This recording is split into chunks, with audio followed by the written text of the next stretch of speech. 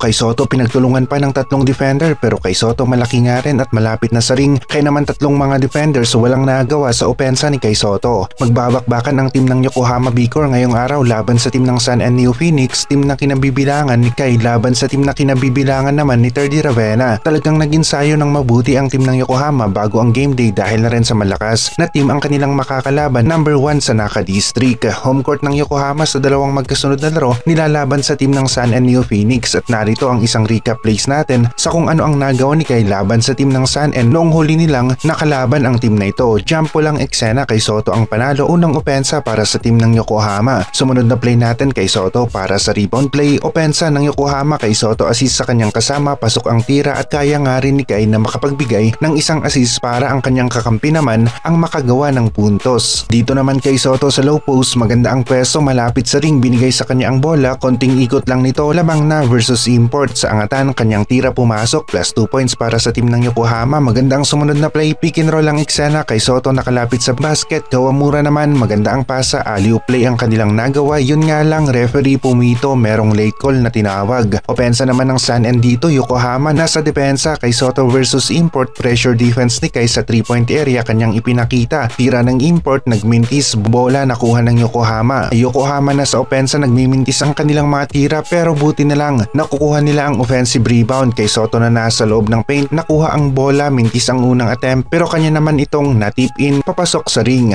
Dito naman ganda ng pagkakakuha ni Kai ng bola sa ere, bumaba para makuha niya ang kanyang balanse pero foul na kaagad ang binigay sa kanya ng player ng Sun N. Hindi rin kaya ng mga locals ng Japan itong si Kai kaya naman palaging foul defense ang binibigay sa kanya ng mga defender, kagaya ng sa play na ito merong foul na tinawag, free throw naman ni Kai, kanyang naipasok. Sumunod na play natin, good defense na naman para kay Soto kaya napapasa na lamang ang kalaban. Yun nga lang mintis ang 3-point attempt nila, kay Soto ang nakakuha ng rebound sa play na ito. Maganda rin ang pwesto ni Kai sa loob ng paint kaya naman bola napunta sa kanya kay Soto para sa rebound at maganda nga rin ang naging laro ni Kai laban sa team ng Sun N. Kay Soto pumoste, nakita siya ng kanyang kakampi, bola binigay sa kanya, kunting ikot lang nito, sabay angat bitaw ng isang floater hook, pumasok ito, plus 2 points na naman para sa team ng Yokohama. Dito naman import tumira ng 3 pero kay Soto may depensa, mintis na naman ang tira ng kalaban. Kay Soto galawang big man, sinagasaan na lamang ang defender, pasok ang kanyang tira, pagkakuha ng bola, konting ikot, tatakbang, dumiretso na sa basket. Dito naman kay Soto para sa tip in, bola pumasok sa Yokohama ang puntos. Kawamura kay Soto play ang nagawa nila sa eksenang ito, alley-oop na naman para sa team ng Yokohama. Nasundan pa ulit ito ng isa pang alley-oop play, Kawamura kay Soto na naman ang gumawa para sa team ng Yokohama. Good defense ang pinakita ni Kai sa play na ito, tira ng kanilang kalaban, hindi pumasok, rebound nakuha ng Yokohama, sa kanila na ngayon ang bola para sa opensa. Dito hustle rebound ang nagawa ni Kai, tapos may tira pa nga na pa fade away, pumasok ito, mga fans na pawaw na lamang. Sa play na ito ni Kay Soto, isang unbelievable na play, mintis ang tira ng Sun N. Sa eksenang ito, Kay Soto ang nakakuha ng rebound, sa kanila naman ngayon ang opensa. Dito pinagtulungan si Kai para madepensahan pero malaki nga itong si Kay Soto kaya naman lamang na siya kapag malapit na ito sa goal o basket. Tatlong defender walang nagawa sa play o opensa ni Kay Soto. Isa sa nakita natin na nasayang na pagkakataon ay ang madraft si Kai sa NBA at ito ay may kinalaman sa pahayag noon ng kanyang dating agent bago lumipat si Kai sa team ng Wasserman. Ayaw ng kanyang dating agent ang 10-day contract, NBA G League contract at ang pinakasayang sa lahat ay ang draft in stash option. Ibig sabihin nito kukunin si Kai ng isang NBA team pero maglalaro na muna sa labas ng NBA para sa improvement ng kanyang laro at magsisilbi itong backup player ng isang NBA team sa hinaharap kung sakali na nagkaroon ng injury o nag-improve na ang laro ng player na na-draft in stash ay pwedeng kunin na nila ito para maglaro. Ito sana ang nangyari dito kay Kai, yung pagkakataon na matawag ang kanyang pangalan sa NBA draft at kahit na bumalik ito sa NBL o Japan B-League ay ayos lang sana ito para na rin sa development at posible na nangyari nga ito ang draft in stash kung mas naging magaling lang sana ang agent niya noon. Ngayon nga ay ang pathway ni Kai Soto patungo sa NBA ay ang NBA Summer League at yung magandang performance niya dito sa Japan B1 B-League na pwedeng kumumbinse sa mga